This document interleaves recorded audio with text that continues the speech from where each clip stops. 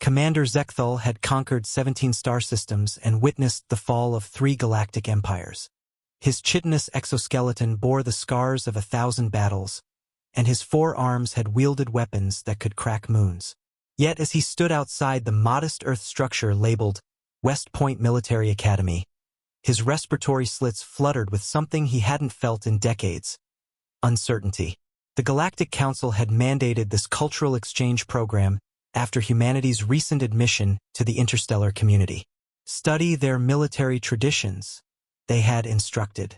Understand what makes these newcomers tick. Zekthal had volunteered, expecting to find another species of brutal conquerors like his own Kethvar people. How wrong he had been.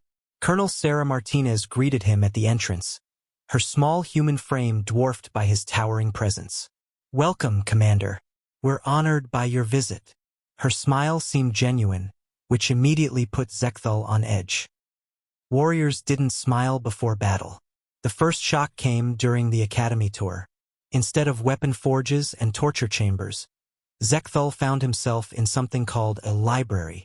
Thousands of humans sat quietly, absorbing knowledge from primitive paper-based data storage devices. Books, they called them. These cadets study military history, ethics, engineering, and leadership, Colonel Martinez explained. "We believe in developing the whole person, not just the warrior." Ethics? Zekthal's translator struggled with the concept. His confusion deepened when they entered a classroom where young humans debated something called the rules of war. One cadet argued passionately about protecting civilian populations during conflicts. Another discussed the moral implications of advanced weaponry. "You teach them to show mercy to enemies?" Zekthal asked, his voice distorting through the universal translator. "We teach them to be soldiers, not monsters," Martinez replied simply. The Academy's memorial wall proved even more bewildering. Names of fallen graduates covered black stone, but these weren't celebrations of glorious conquests. Instead, humans spoke of their dead with reverence and sorrow. They honored those who died protecting others, not those who killed the most enemies.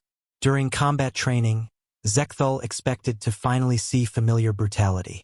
Instead, he witnessed something that chilled his alien blood. Human instructors taught lethal techniques with clinical precision, but emphasized restraint, de-escalation, and minimum necessary force. They trained to kill but preferred not to. "Your warriors seem conflicted," Zekthal observed. "They're not warriors," Martinez corrected. "They're guardians." The distinction escaped him entirely. Lunch proved another revelation. Instead of the usual military hierarchy where the strong devoured the weak's rations, humans shared their meals. Upperclassmen mentored newcomers. Officers ate the same food as cadets. When one young human struggled with his studies, others voluntarily helped him, even though his failure might improve their own standing. "Why do you aid weak members of your pack?" Zekthal demanded. A senior cadet overheard the question. "Because we're only as strong as our weakest link, sir. We succeed together or fail together." Together. Another concept that made Zekthal's sophisticated mind reel. The final horror came during evening ceremonies. As the human flag was lowered, thousands of young soldiers stood in perfect silence, hands over their hearts. But this wasn't submission to a conqueror's banner.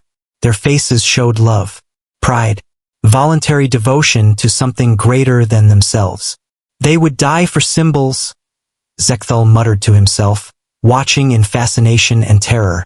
Later, in his assigned quarters, Zekthal composed his report to the Galactic Council. His claws trembled as he wrote, "These humans are more dangerous than any species we have encountered. They fight not for conquest or glory, but for each other. They show mercy to enemies and call it strength. They choose sacrifice over self-preservation and consider it noble.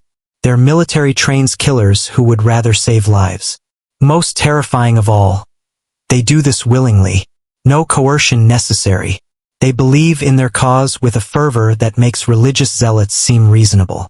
Recommendation: do not engage humans in warfare. Their soldiers aren't just trained to fight, they're trained to care. There is no defeating an enemy who fights for love rather than fear. As he transmitted the message, Zekthal realized that for the first time in his long military career, he had encountered something that truly frightened him.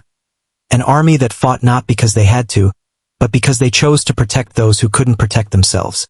The humans called it honor. Zekthal called it absolutely terrifying.